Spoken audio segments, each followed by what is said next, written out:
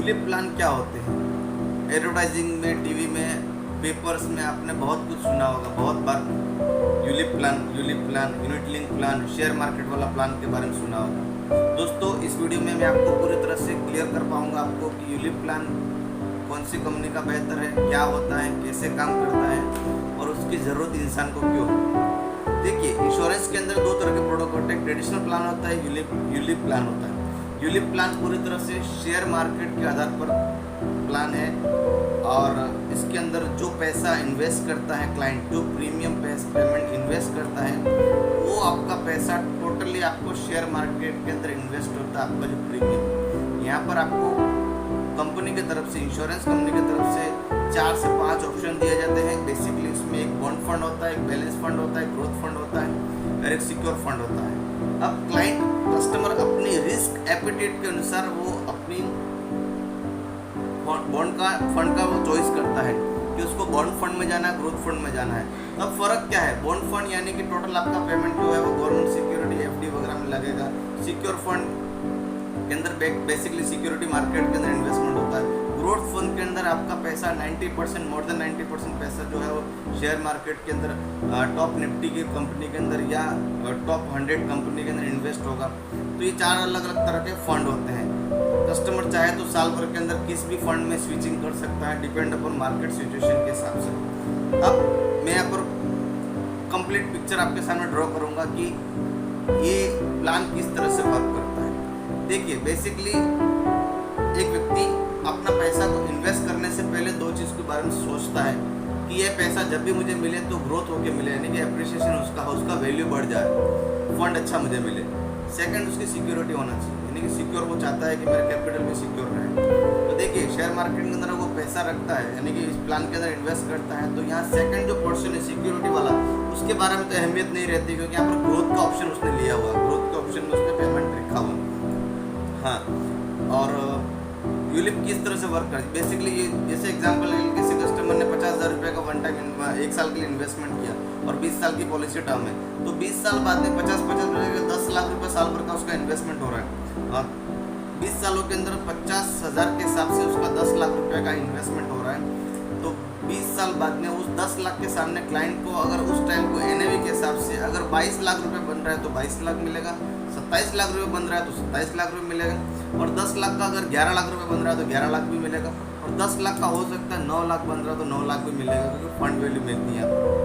हाँ, अब यहाँ पर मैं कुछ चार्जेस के बारे में बात करूँगा। यूलिप प्लान के अंदर कुछ चार्जेस भी होते हैं तो ट्रांसपेरेंट होते हैं। पॉलिसी लेते वक्त एजेंट या कंपनी द्वारा कस्टमर को सब कुछ बताया जाता है। फर्स्ट चार्जेस होता है पॉलिसी एडमिनिस्ट्रेशन चार्ज, जो round about 300-400 rupees per month होता है। सेकंड होता है पॉलिसी फंड मैनेजमेंट चार्ज होता है, जो डिपेंड अपन कोई यूलिप प्लान के हिसाब से किसी में 1%, किसी में 1.25%, किसी में 1.5%, किसी में 2% तक भी होता है, लेकिन एवरेज 1% से 1.25% तक फंड मैनेजमेंट चार्ज होता है। थर्ड होता है एलोकेशन चार्ज होता है, जो डिपेंड 3 to 10% के बीच में होता है, क्योंकि 2014 में IRD के रिस्ट्रिक्शन के बाद में ये पॉलिसी एलोकेशन चार्ज सारे सब कुछ कम हो चुके हैं, नेग्लिजेबल हो चुके हैं, लेकिन 2014 से पहले बहुत ज़्यादा चार्जेस थे। हाँ, अब मैं आपको एक चीज़ यहाँ पर क्लियर कर देता हूँ कि यूलिप प्लान के अंदर सबसे बड़ा चार्जेस कौन सा होता है? एलोकेशन और पॉलिसी एडमिशन चार्ज बहुत कम होते हैं। फंड मैनेजमेंट चार्ज वो फ्लैट होता है, हर रोज लगता है आपकी पॉलिसी अमाउंट में, जहाँ रोज आपका मार्केट में इन्वेस्टमेंट हो रहा है। और ये होता है, मान लीजिए एग्जांपल के लिए किसी पॉलिसी में 1.25% फंड मैनेजमेंट चार्ज है, तो 1.25% होल फंड पे, यानी पूरे फंड पे आपका चार्ज लग रहा है। इस साल आपने 50,000 इन्वेस्टमेंट किया, अगले साल फिर 50 इन्वेस्टमेंट कर रहे हो, थर्ड ईयर फिर आपने 50,000 इन्वेस्टमेंट किया, यानी कि 10 साल बाद में आपकी फंड जो है, जो आपने प्रीमियम जमा किया इंश्योरेंस कंपनी में, वो 10 लाख 5 लाख रुपये इन्वेस्टमेंट किया, 10 सालों के अंदर 5 लाख रुपये इन्वेस्टमेंट किया, और उसका ग्रोथ होके करीब 1 लाख रुपये से 1.5 लाख रुपये आपको और ग्रोथ मिला, यानी कि 5 + 1.5 6.5 लाख रुपया हो गए। तो 10वें साल के बाद में आपको फंड मैनेजमेंट चार्ज जो लग रहा है वो 6.5 लाख के अमाउंट पे लग रहा है। अब 6.5 लाख का 1.25 गुना डिवाइड बाय 365 डेज, क्यों? बिकॉज ऑफ 365 डेज होते हैं 1 साल के अंदर, तो इसके हिसाब से इतना चार्ज लगता है, जो बहुत कुछ मायने रखता है मैच्योरिटी पे, आपकी इस अमाउंट पे।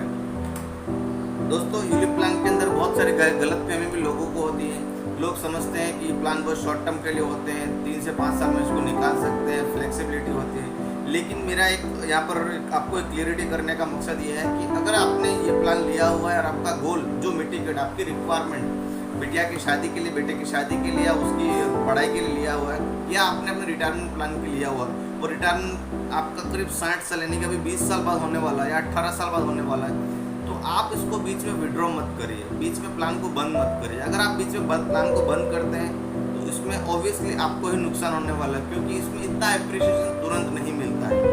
हमेशा एक इन्वेस्टमेंट का गोल्डन रूल है कि हमेशा लॉन्ग टर्म में फ़ायदा होता है। लॉन्ग टर्म का मतलब क्या? लॉन्ग टर्म का मतलब सिंपल मतलब है 10 ईयर्स एंड अबव।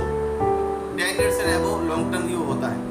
अब लॉन्ग टर्म की डेफिनेशन सबके लिए अलग होते हैं, किसी के लिए 15 ईयर्स, किसी के लिए 20, किसी के 30, किसी के 35 years. 10 years and above long term में गिना जाता है, बिलो 10 ईयर्स लॉन्ग टर्म में नहीं होता है। लेकिन टैक्स पर्पज से 3 years and above long term में कैपिटल गेन या लॉन्ग टर्म टैक्स की कैटेगरी में आता है। यहाँ पर इन्वेस्टमेंट में 10 साल से अबव लॉन्ग टर्म में कैटेगरी में गिना जाता है। दोस्तों ये यूलिप प्लान के बारे में आई होप मेरे वीडियो पूरी तरह से आपको क्लियर कर पाया होगा, आपको पूरी जानकारी मिली होगी। इसके अंदर आपके कुछ भी सवाल हो तो कृपया कमेंट बॉक्स में लिखिएगा। मेरे यूट्यूब चैनल को सब्सक्राइब करिए, लाइक करिएगा।